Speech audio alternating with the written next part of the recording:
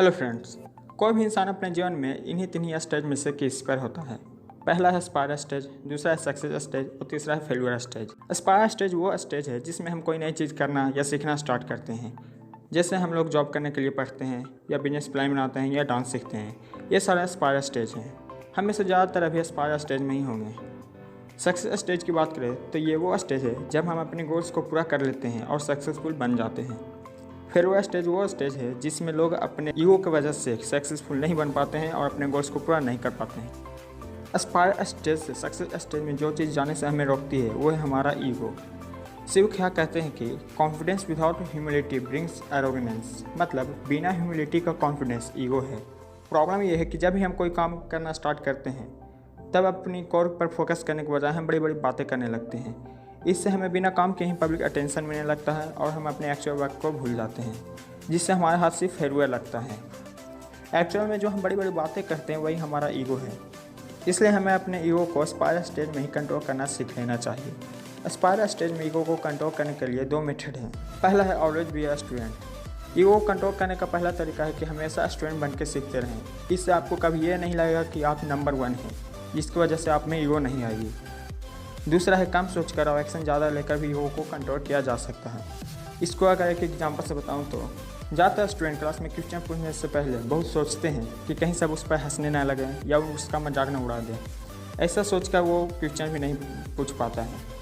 होता ही है कि जब हम बहुत सोचते हैं तब हमारा दिमाग एक इमेजिनरी ऑडियंस बना लेता है, जिसकी वजह से हमें लगता है कि सब हम पर ही फोकस कर रहे हैं, बट एक्चुअल में वैसा होता नहीं है। ये बस हमारा ईगो है जो हमें एक्चुअल वर्क से दूर करता है। दूसरा है सक्सेस स्टेज। जब हम एस्पायर स्टेज में ईगो को कंट्रोल कर लेते हैं और सक्सेसफुल बन जाते हैं तब हमारा पावर और पॉपुलैरिटी के साथ साथ हमारा ईगो भी बढ़ता है, जो हमें दूसरे तरीके से पीछे करने की कोशिश करता है। सक्सेस होने के बाद डिस्ट्रैक्शन तो बहुत आते हैं, जैसे इंटरव्यूज, अवार्ड फंक्शन, पार्टी। ये सब डिस्ट्रैक्शन आपको अपने एक्चुअल वर्क से दूर ले जाने की कोशिश करते हैं, जो आपके ईगो को बहुत पसंद है क्योंकि पब्लिक अटेंशन जो मिलेगा। लेकिन आपको अपने उस काम को नहीं भूलना चाहिए जिसकी वजह से आपको ये सब मिला है।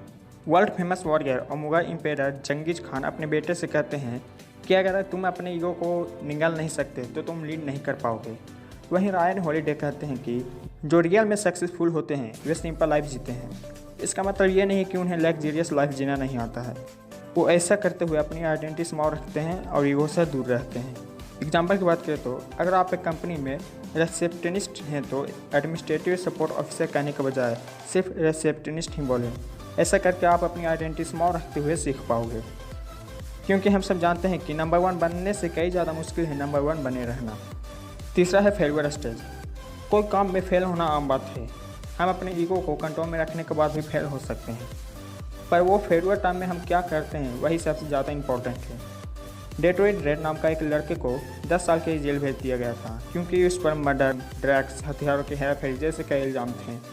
जब वह जेल में था तब वह बाकी कैदी की तरह टाइम वेस्ट न करके रिलीजियस हिस्ट्री और फिलोसफी के ऊपर कई सारे बुक्स पढ़ने लगा।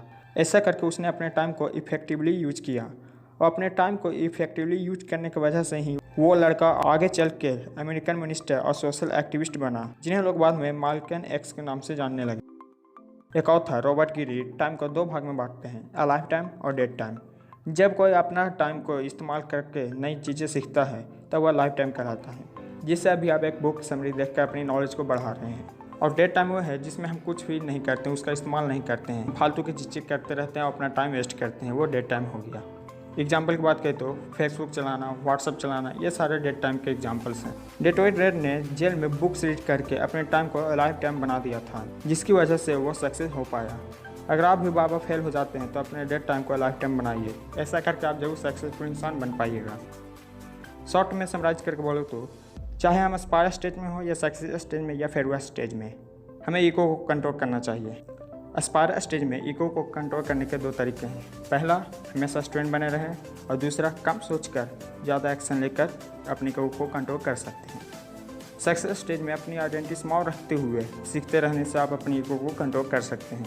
फेलियर स्टेज में हमने जाना कि अगर आप बार फेल हो जाते हैं तो अपने डेड टाइम को लाइफ टाइम बनाइए। ऐसा करके आप सक्सेसफुल बन पाइएगा। ये सारी बात मैंने आपको ego is the enemy book summary से बताई है। तो यह बात बिल्कुल सच है कि हम सिर्फ अपने ईगो को कंट्रोल करके सक्सेसफुल नहीं बन सकते हैं। अगर आप भी सक्सेसफुल बनना चाहते हैं तो मैंने कुछ इंपॉर्टेंट बुक के ऊपर बुक समरी बनाई है, जिसे आप आई बटन पर क्लिक करके भी देख सकते हैं, या फिर मैं उसका लिंक डिस्क्रिप्शन में भी दे दूँगा, आप वहाँ से भी जाकर देख सकते हैं। अगर मैंने इस वीडियो से आपको थोड़ी सी भी हेल्प प्रोवाइड की है तो अपने दोस्तों के साथ शेयर करें और इस वीडियो को लाइक करें। Thank you for watching.